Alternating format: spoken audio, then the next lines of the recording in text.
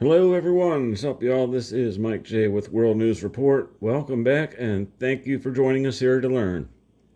In addition to scripture from the ancient Ethiopian Bible, we are also reading this book, Christ Was Not a Jew, which should prove quite very interesting indeed. As my disclaimer, I have no idea what it has to say, but am eager to dig in and find out. I'm sure that you are too. So, in our last reading, we finished up chapter 1, describing the differences between the Jews, Judaists, and Galileans, and others, not just in appearance, but also in character and demographics of the area over time. With that said, please join me in learning more, starting with chapter number 2, part 1. Christ came.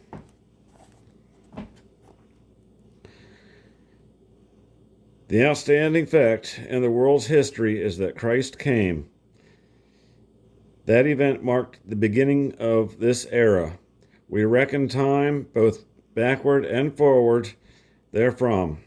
Its significance is acknowledged by a world around. Why then should Gentiles, especially Christians, allow that supreme fact to be swallowed up among the traditions of Judaism?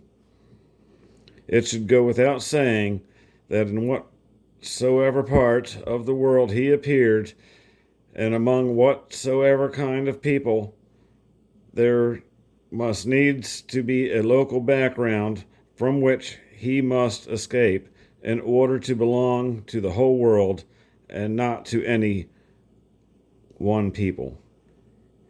He must be of necessity generalize himself as the Son of Man, and he usually calls himself, as he usually calls himself. If he had been of the Jewish race, it would merely have contributed to the insufferable arrogance that the unfriendly and unneighborly people, a people with a past to be apologized for perpetually. If it was a part of a divine wisdom that he appeared in the midst of Judaism, the uncongenial background must be the explanation, therefore, by way of contrast to his divinity. Many of the earliest Christians, not yet emerged from the cult of Judaism, could not conceive him as a product of the universe with a universal message to mankind. This mistaken view left its impress on the record they gave us concerning him, as we must see later. The early Christians, because of their lack of perspective, deserve forgiveness for their nearsightedness. But how is it possible for any Christian today to betray Christ to Jewish pride, arrogance, and duplicity after all these years, these centuries of evidence that he did not and does not belong to the Jewish race?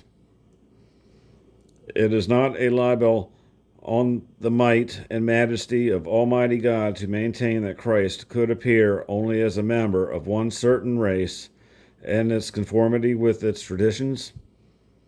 There is no impious intent to question divine wisdom as to the place where he actually did appear, but it is intended most emphatically to question the wisdom or Christian loyalty of those who would tell us that they're only in Palestine and among those who call themselves the chosen people of an exclusive racial deity could Christ have visited mankind.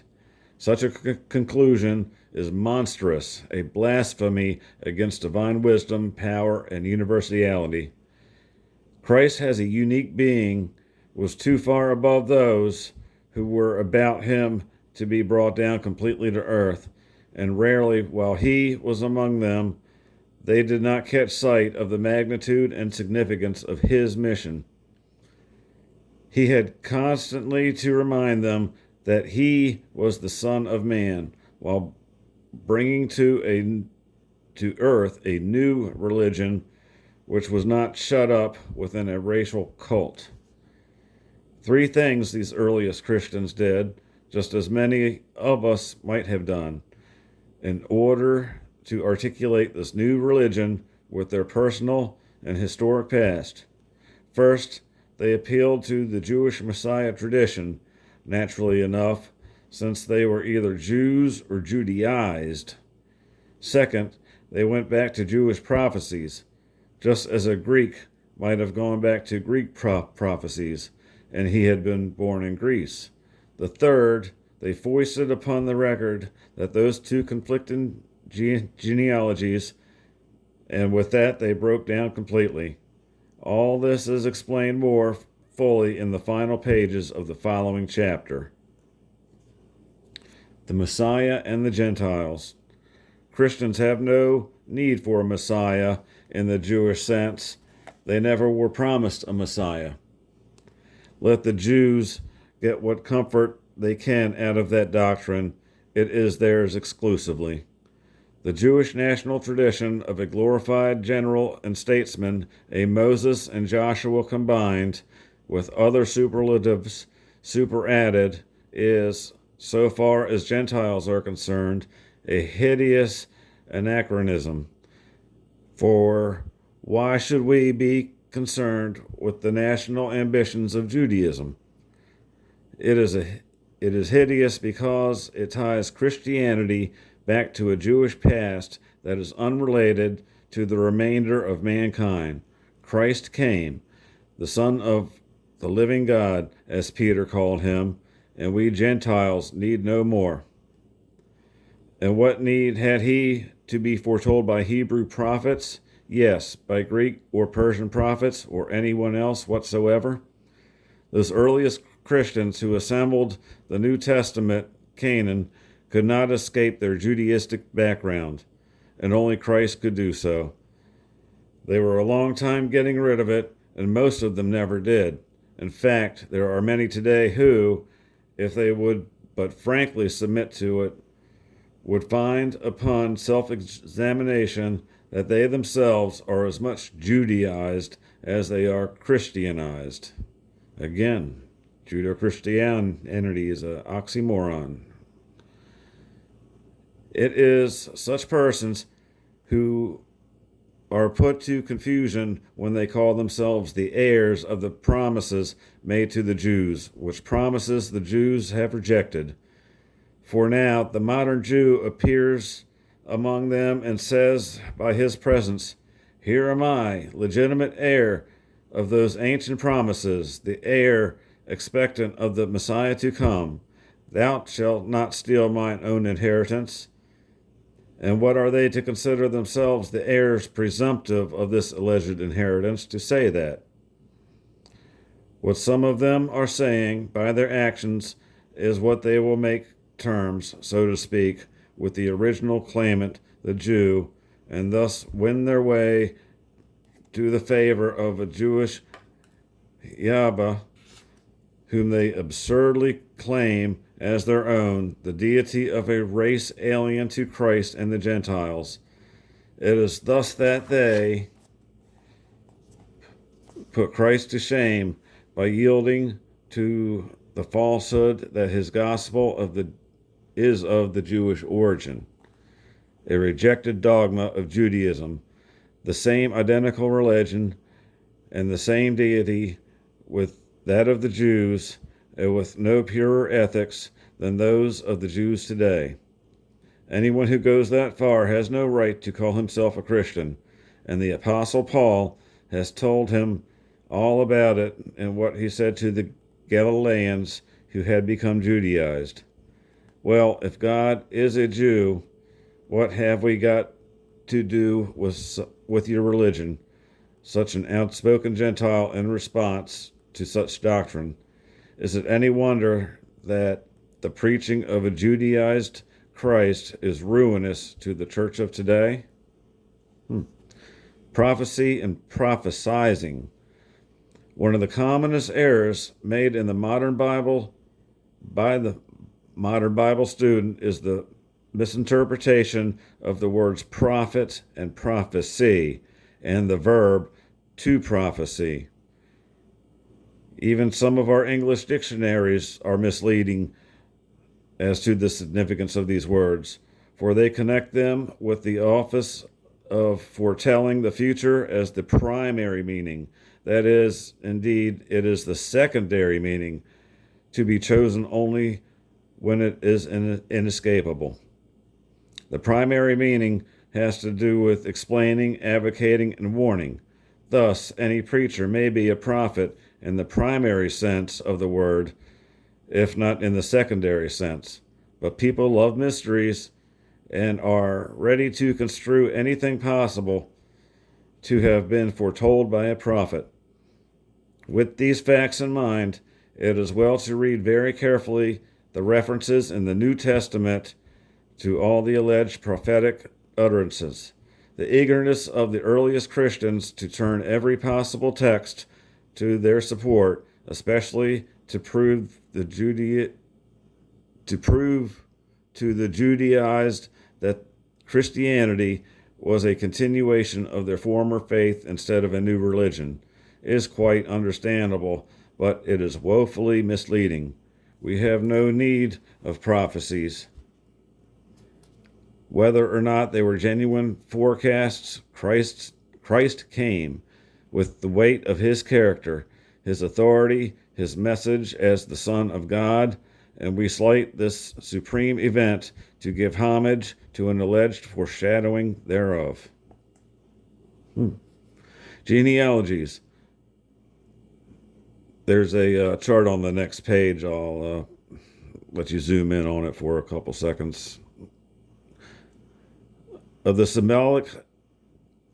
synodic Gospels, Matthew, Mark, and Luke, the Gospel of Mark is now accounted the earliest in point of composition, dating somewhere near the year 65 AD. By that time, the work of Peter and Paul and thousands of others had been crowned with martyrdom. The Gospels of Matthew and Luke, profiting apparently by what Mark had recorded, came but little later. It is only these two later Gospels that recorded the genealogies, for neither Mark nor John mention any genealogy of Christ. And there are two as given, do not agree. In fact, they are totally irreconcilable, except in the part which a historian must classify as legendary and not history at all. Now, any genealogy, in order to be valid, must not be wrong at any point. And since these two genealogies do not agree, how can we accept either one of them? Fortunately, it does not matter in the least, for the mission of Christ is to the whole world and is not simply a family concern, nor even a dynastic Hebrew, nor racial concern. One can imagine the divine scorn or pity of the futile attempt to trace his lineage, Jewish fashion, back to the house of David, which had perished long before, then onto the legendary Abraham, to say nothing of the mythical Adam, and finally to arrive at nothing at all. What a poor cheap farce is all this trumpery made about genealogy that omits the mother of Christ. And after all, it is only a belittling attempt to circumscribe God himself within human bounds. It is too transparent to deceive. Christ came. That is enough. Gentile testimony to the Advent. Testimony to the advent of Christ is not limited to the New Testament writers, nor even to the church fathers, as anyone may find consulting the following names authorities. First, Flavius Joseph, a Latinized Jew, a Roman governor of Galilee, and best known of the ancient Jewish historians, 37 to 95 AD. Second, Tacitus, Roman historian, 50 to 120 AD. Third, Pliny the Younger, Roman historian, 112, around that area. Fourth, Suetonius, Roman historian, 5th Lucian, Greek essayist, middle of the 2nd century. The testimony of these, and all like them, is all the more weighty because it is unwilling or even hostile. They saw the amazing spread of Christianity like a pestilence, and as one of them put it, sweeping away every vestige of their native Greek-Roman religion. Naturally, they were disturbed and antagonistic, the more so because they associated it with its background of Judaism. And again, here's that genealogy chart. Take a quick peek at that.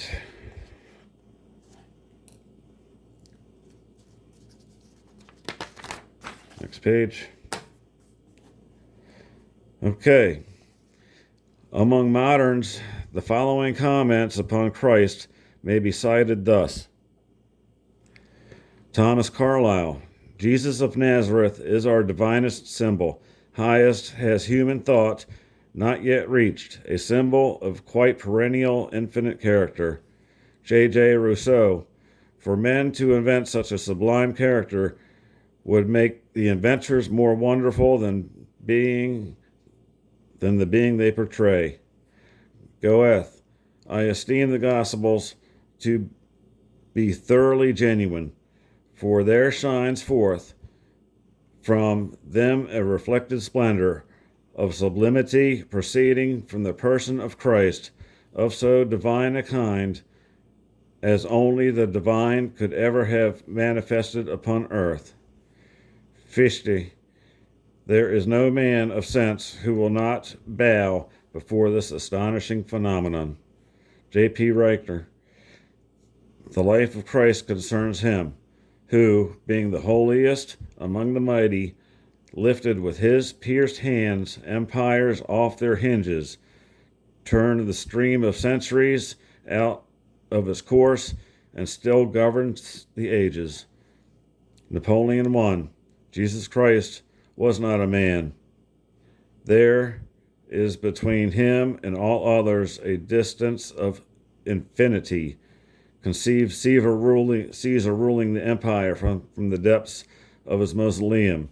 Yet for Christ there are millions who would die. The mission begins. Christ's advent and entrance upon his mission was meteoric. Manifestly, it could not begin till he had grown to maturity, when he suddenly appeared on the banks of the Jordan, seeking baptism at the hands of John. We pass over in silence his earlier life, not only because it is vague and incomplete, but because it is his life among men that revealed his character and mission, demonstrating the absolute uniqueness of the new religion and the glaring contrast between himself and all his surroundings.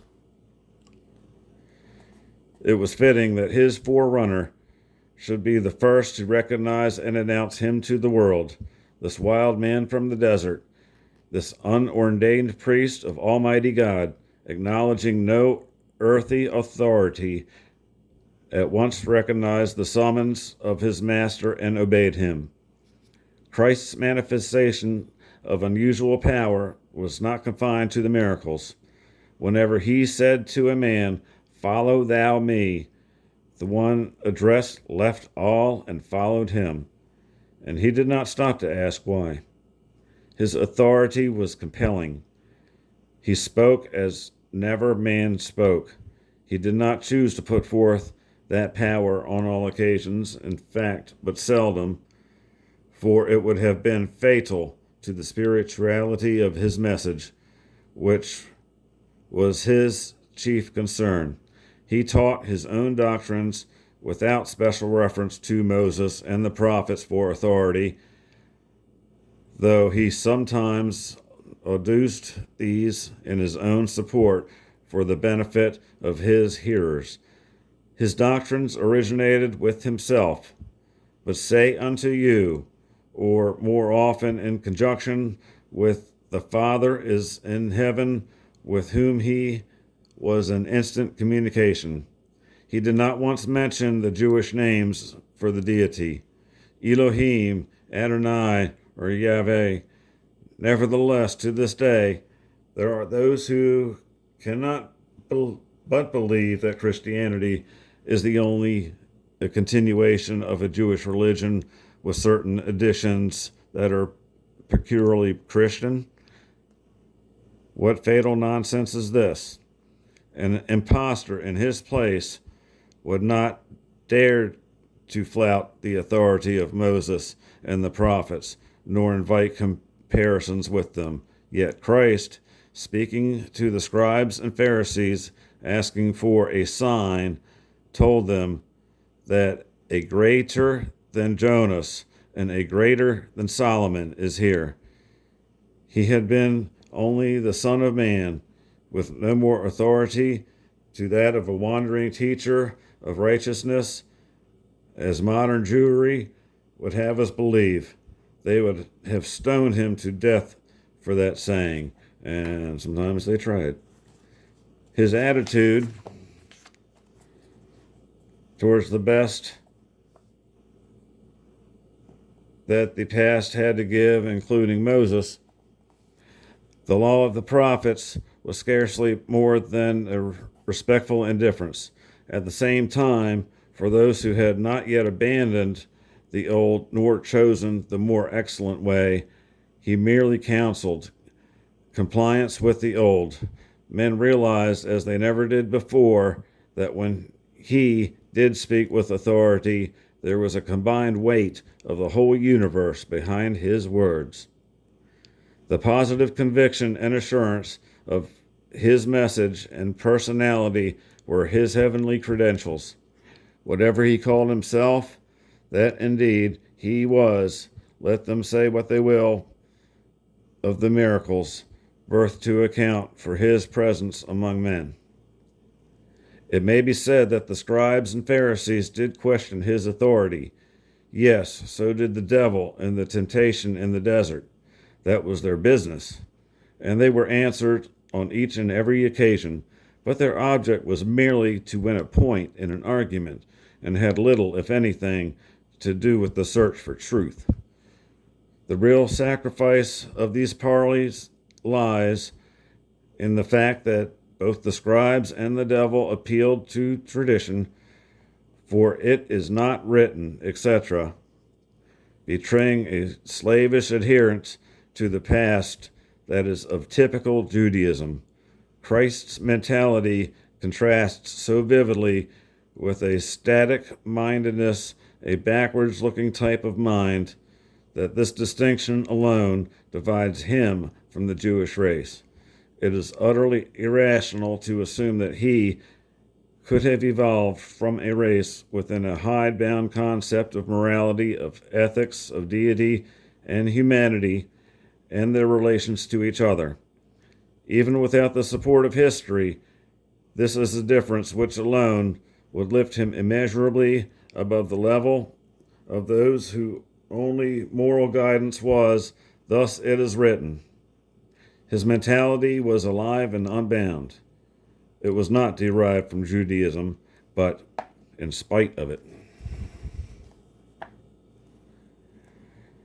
To disciples like Thomas, Christ must have been a perpetual puzzle. I'm sure. With whom they followed because of his compelling influence. For the disciples, like all whom they knew, were looking for the Messiah, a Joshua or David, or a deity more resplendent than either, to deliver them from their latest conqueror, the Romans. There were others who pretended to be that leader, and they were all one and all brought to defeat. But here was one who was evidently endowed with superhuman power, fitted to be that longed-for leader, but he would not have it so. He did not bother about statecraft or politics or military leadership or nationalism, nor the religious institutions. He found them as he found them. He accepted things pretty much as they were and used them. He came to fight sin, and sin is a personal and individual matter, and therefore to individuals he addressed himself. Had he been an enemy to Judaism, both national and religious, he would have had a right, nevertheless, to make use of their public institutions, so long as he did not seek illegally to overthrow them. He sought to dethrone sin in the human heart, and the scribes, Pharisees, and hypocrites opposed him.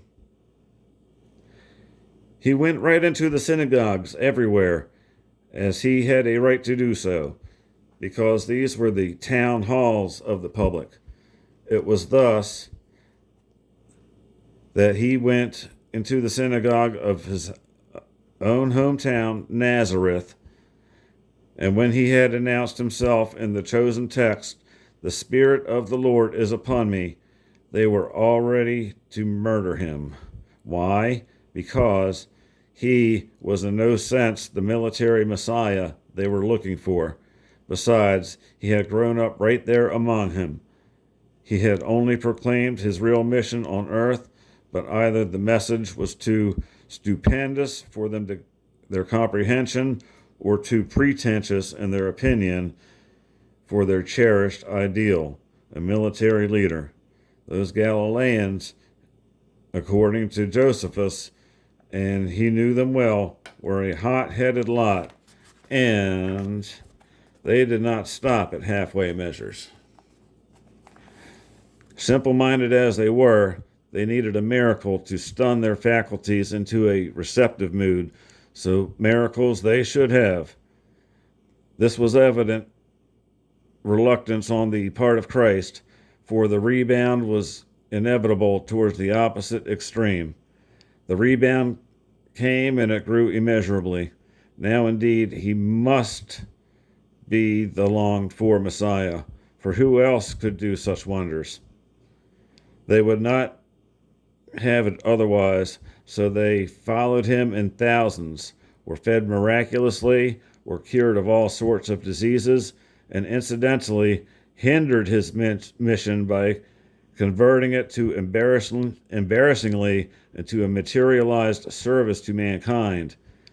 Useful to be sure, but ephemeral in results. It brought him the publicity he did not want, for how was he to convey a spiritual message to mankind while thousands were flocking around him with their sick, or looking for some new miracle, or perhaps hoping for some loaves and fishes? He did what he could to avoid it, saying, "See thou tell no man," or "Go show yourselves to the priests." And other means failing, he crossed over the Sea of Galilee, or went up to the mountain, or preached to them from a boat. He had been the expected Messiah. He would have welcomed all this publicity instead of shunning it. Each new marvel of healing was forced upon him. With his sympathies were touched, he could not refuse. He deplored and reproved their looking for a sign, a trick, a magical, potent, a miracle, to prove that he was the expected Messiah. He was the victim of his own popularity, which handicapped him, except when he was alone with his disciples. He sought to break with traditions, with family, even yes. What cared he for genealogies, in order to identify himself with the immaterial, the spiritual world, which he came to reveal. His message was of the future and for the future, and when it came fresh from the fountainhead of the divine wisdom, he stood alone on his own ground as the Son of God, who was also the Son of Man, and he needed not the dubious foundation of the Hebrew Messiah legend to sanction his message to mankind. Almost done. It is the axiomatic that is the hardest to prove. Thus his teachings were, were too simple to be readily comprehended, or they would have put to silence the clamorings about the Messiahship, the chief obstacle to his mission.